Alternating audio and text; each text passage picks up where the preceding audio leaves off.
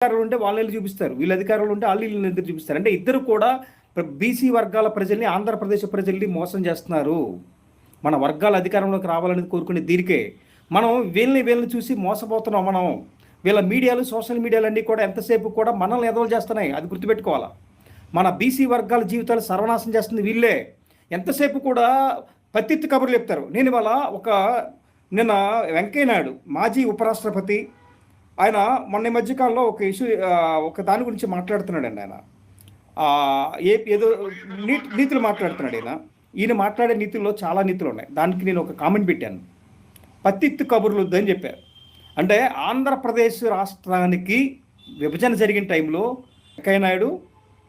వెంకయ్యనాయుడు ప్రభుత్వం ఎవరైతే బీజేపీ ఉందో అధికారంలోకి వచ్చిన తర్వాత, రాష్ట్ర విభజన అయిపోయిన తర్వాత అధికారంలో ఉండి ఆంధ్రప్రదేశ్కి స్పెషల్ స్టేటస్ ఇప్పించకుండా, ఆంధ్రప్రదేశ్ ఏది రాజధాని 15 ఏళ్ళు 20 ఏళ్ళు ఉండాలని చెప్పి